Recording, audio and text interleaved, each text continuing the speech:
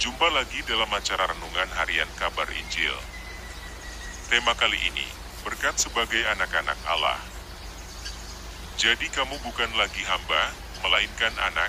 Jikalau kamu anak, maka kamu juga adalah ahli-ahli waris oleh Allah. Galatia pasal 4 ayat 7.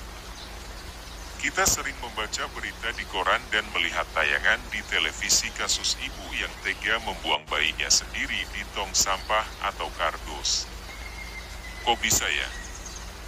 Beruntung jika bayi yang dibuang itu ditemukan orang dalam keadaan hidup, jika tidak.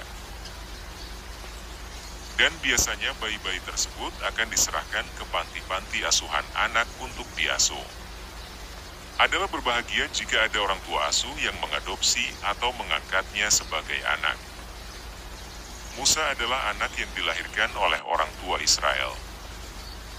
Pada masa pemerintahan Firaun, suatu masa yang sangat sulit di mana bangsa Israel sedang berada dalam penindasan bangsa lain yaitu Mesir.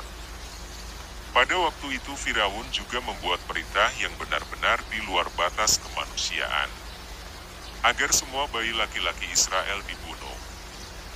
Itulah sebabnya Yohebed, ibu Musa, memikirkan rencana bagaimana menyelamatkan bayinya. Bayi Musa itu pun dihanyutkan ke sungai dalam sebuah keranjang, dan akhirnya putri Firaun mengambil Musa kecil itu dan mengangkatnya sebagai anak. Lalu, putri Firaun memberikan bayi laki-laki itu kepada Yohebed untuk disusui. Dua wanita, putri Firaun dan Yohebed, dipakai Tuhan untuk menyelamatkan hidup Musa.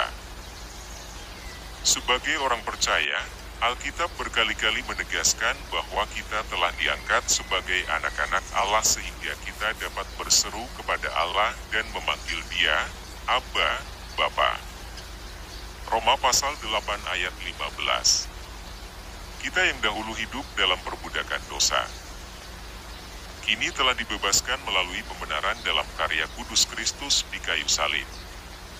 Kita dinyatakan benar oleh pengorbanan Kristus sehingga Allah mengangkat kita menjadi anak-anak-Nya.